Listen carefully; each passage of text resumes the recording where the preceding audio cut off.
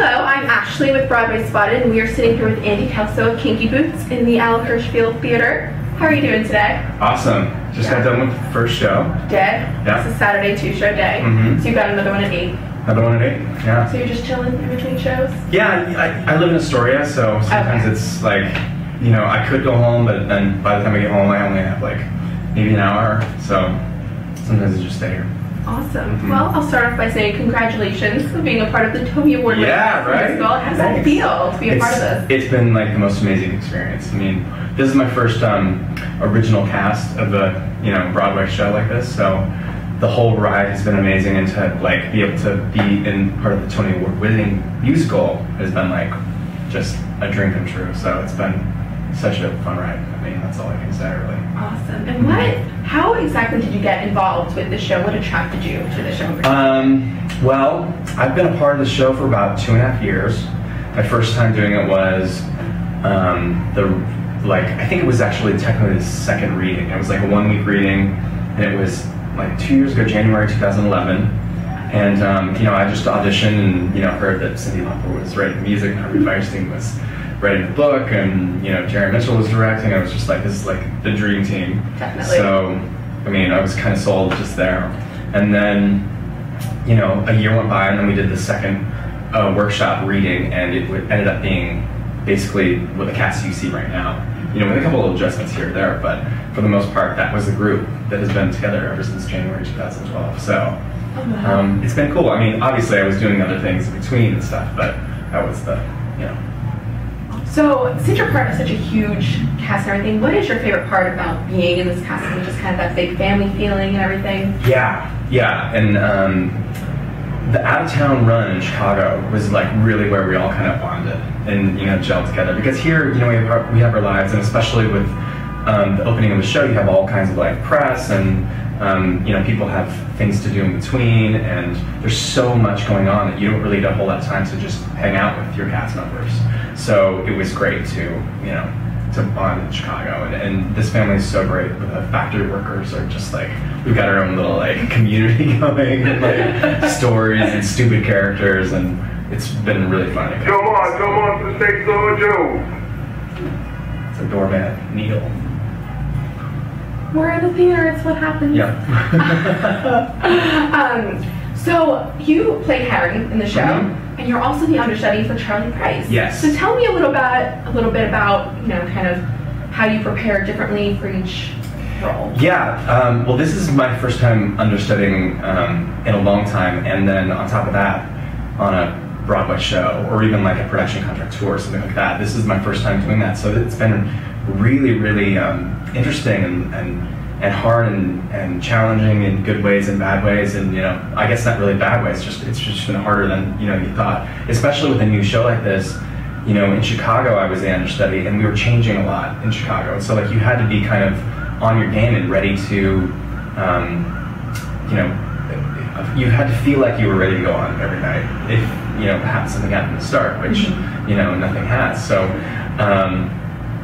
But that was I think that was the thing, like, I imagine if you come in and you understudy like a show that's already up and running, there's probably already someone else in the cast who can be in it, because most shows have at least 2 understudies for every role. So like if you're not quite there yet when you first join, then someone else can, so you have that little cushion of time. But like with this, it's like, okay, I'm understudy as soon as we have our first preview.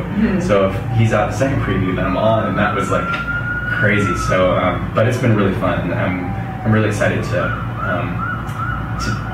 focus on that role more now that we're up and running, and because my other role, Harry, is just kind of like that's I was focused on that for so long. Yeah. So have you had to go on for Charlie Price yet? No, I haven't.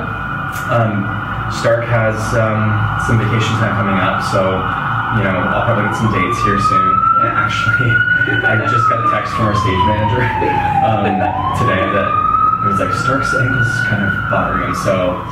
Could be your shot. Yeah, tonight, right? Right? That'd be go on crazy. tonight. That'd be crazy. That'd be awesome. But I don't know. I'm not too worried because he didn't say it to me personally, but it still makes you nervous when you get that text message. Definitely. And then do you have kind of any pre-show rituals or anything that you do for Harry, and then would you do anything differently if you were to go on as Charlie Price? Okay. I think, for Harry, Not really. You know, I have my thing. I come up here. We're on the 5th floor. Walk up, by the way. So, you know, our room is not very decorated. But it's all good. Because we're barely up here.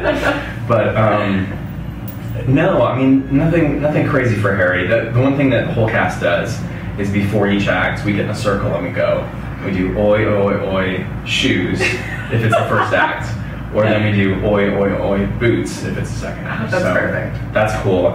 As far as when I go on for Charlie, who knows? I mean, these rituals just kind of get created, I guess, when they happen, and I haven't done it yet. So I'll probably warm up a lot more and study my script, and you know. That'd be good. Kind of be prepared. Yeah. And then, do you, when you are to portray Charlie, are you going to try to kind of do it just like Stark would, or are you going to try to bring your own personal flair to it? That's a very interesting thing, because like you do want to like put your stamp on it, I guess. But what I'm finding, especially you know, in rehearsals and stuff, is that you have to. And what I found when I've been a principal and Understudy has gone on, you want to do as close to what they're doing as possible, because you don't want to throw off anyone else's. Like I would hate to throw off Billy Porter's performance, you know, right. if I decided to do like a different, you know, completely different take on the role, or you know, play a scene completely differently, you know, without that rehearsal time. I mean, you know, if I was replacing or something and I had rehearsal time and they knew what to expect, it'd be a different story. But right now it's kind of like, you know, I try to do as close to what, you know, Stark has done up to this point, and even if I'm trying to imitate him like exactly, which I'm not doing that, but even if I did, it would be different enough just because it's coming out of me, and right. You know, it's a different, you know, interpretation that's just like that. So right. Have you gotten the chance to kind of rehearse it like with Billy, or? Not with Billy. We did a put-in because we had a replacement for another ensemble character, and so they called everyone except for Stark, Charlie, Lola, you know, Billy, and Annalie. So we had put in for all of their understudies, and I was like in full costume and mic and everything, and so was Tim, who's standby for Lola and everything. So we did full costume. So I got that opportunity, which is great. You know, it's amazing. You know, thank you, Stark, for not calling out until we had an opportunity to do that, because it was like very informative, and you know, now it's like if I did have to go on tonight, you know, I would still be very nervous and everything, but it would be much more comfortable than if I never got that opportunity. Definitely. So what would you say are kind of like the pros and cons of understudying as well as being in the ensemble? Well, the pros are, I would say that it's nice to keep yourself on your toes. Like, you know, I've really enjoyed being able to, you know, in a show like this where, you know, maybe, I guess we haven't actually been open that long, but it feels like we've been doing the show for a long time because, you know, I have been a part of it for a couple of years.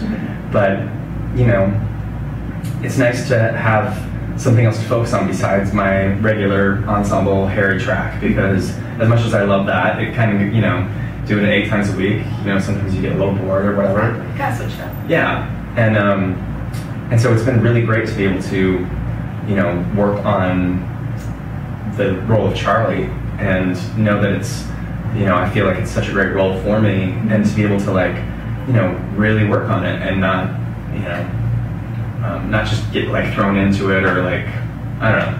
That's what I'm finding that I'm liking about it. It is also difficult just because it feels like there's a lot of pressure, you know, to be ready to go on it, to be ready to be, you